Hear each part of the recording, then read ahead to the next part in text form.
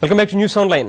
CWC Congress working committee సమావేశంలో ప్రత్యేక తెలంగాణ అంశానికి సంబంధించి ఎటువంటి ప్రస్తావన రాకపోవడం టీ కాంగ్రెస్ నేతల్ని తీవ్ర అసంతృప్తికి గురి చేస్తోంది.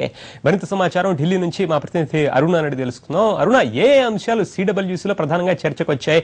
అంటే లోక్పాల్ కావచ్చు, మరొక అంశం కావచ్చు, ఇవి అంటే ప్రధానంగా ఎజెండాలో ఉండడానికి కారణాలు ఏమిటో మనకు తెలుసు. కానీ ఇంత ఇంపార్టెన్స్ తెలంగాణకి ఇవ్వనట్టుగా కనిపిస్తుందా? ప్రస్తుతం రాష్ట్రంలో పరిస్థితులు లేవని భావించినా ఏం జరిగింది అక్కడ?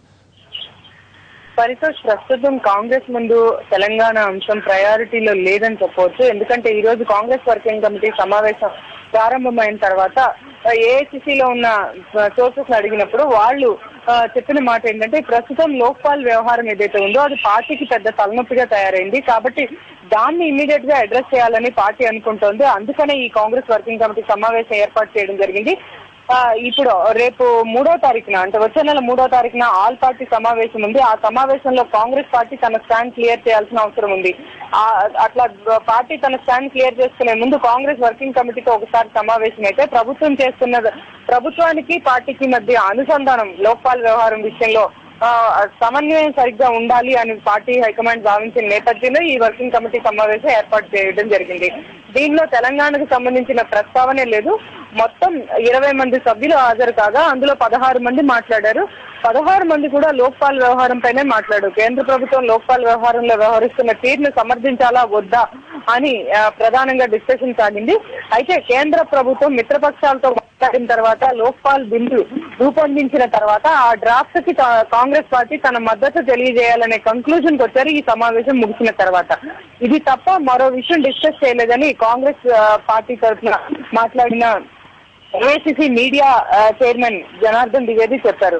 ఆయనతో on record, of the record కూడా తెలంగాణకు సంబంధించి మాట్లాడినప్పుడు తెలంగాణ ఇష్యూ ప్రస్తావనకే రాలేదు అని ఆయన చెప్పడం జరిగింది. ప్రస్తుతం కాంగ్రెస్ ముందున్న ప్రధాన ప్రయారిటీ లోక్పాల్ వ్యవహారం నుంచి గట్టెక్కటం. సో కాబట్టి ఈ ఇష్యూ పైనే ప్రధానంగా వాళ్ళు చర్చించినట్లు చెప్పారు. తెలంగాణ ఇష్యూ అన్నప్పుడు తెలంగాణ ఇష్యూ పార్టీకి ఇప్పుడు ఇమ్మీడియట్ ప్రయారిటీ కాదు. దానిపైన ఇప్పుడు మాట్లాడడానికి పార్టీ సిద్ధంగా లేదు. అంతకన్నా పెద్ద వ్యవహారమైన లోక్పాల్ వ్యవహారం ఉంది. ఆ తర్వాత కేజీ బేసిన్ వ్యవహారం ఉంది. దీనిపైన ప్రధానంగా కాంగ్రెస్ అధినేత్రి దృష్టి సారిస్తున్నట్లు ఏఐసిసి పార్టీ సోర్సెస్ చెప్తూ ఉన్నాయి. పరితోష్, అయితే అరుణ, మరోవైపు ఇంకా వారం రోజులు కూడా లేదు టీ కాంగ్రెస్ నేతలు ఇచ్చిన డెడ్ లైన్. అంటే మరి దాని డెడ్ లైన్ అని మనం ఒక విధంగా భావించవచ్చు. మరి జూలై 1 తర్వాత నిరాహార దీక్ష అయినా చేస్తాం లేదా రాజీనామాలైనా చేస్తాం అని చెప్తున్నారు కదా. పరితోష్, వాళ్ళు ఇచ్చిన డెడ్ లైన్స్ పైన పార్టీ హైకమాండ్ ఎంత సీరియస్ గా ఉందో మనం పరిణామాలు గమనిస్తే అర్థం చేసుకోవచ్చు. గతంలో కూడా వాళ్ళు ఎన్నోసార్లు డెడ్ లైన్ అనే పదాన్ని, గడువు అనే పదాన్ని ఉపయోగించారు. కానీ పార్టీ హైకమాండ్ మాత్రం దీనిపైన ఇమ్మీడియట్ గా ఒక సొల్యూషన్ చూపించలేము, దీనిపైన ఇమ్మీడియట్ గా ఒక పరిష్కారం మేము సూచించే పరిస్థితులు లేవు, రాష్ట్రంలో ఉన్న నాయకత్వం అంతా ఏకతాటి పైన లేదు అనే మాట చెప్తూ ఉన్నాయి. గులాం నబీ ఆజాద్ ని ఒకసారి మనం ఎన్టీవీ ప్రశ్నించినప్పుడు తెలంగాణ ఇష్యూకి సంబంధించి ఇమ్మీడియట్ పరిష్కారం చూపించలేమనే మాట అన్నారు. మరి సొంత పార్టీ నాయకులను ఎట్లా మేనేజ్ చేస్తారు అని అడిగినప్పుడు వాళ్ళకు వాస్తవ పరిస్థితులు ఎప్పటికప్పుడు తెలియజేస్తున్నాం, వాళ్ళతో సంప్రదింపులు చేస్తున్నాం, వాస్తవ పరిస్థితులను తెలియజేయడం ద్వారా వాళ్ళని మేనేజ్ చేస్తున్నాం, ఈ రానున్న రోజుల్లో కూడా అట్లనే మేనేజ్ చేస్తామని చెప్తున్నారు.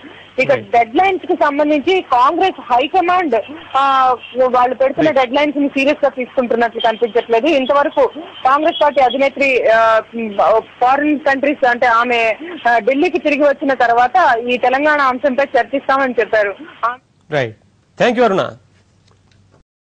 ruchilu.com Making of Andhra recipes.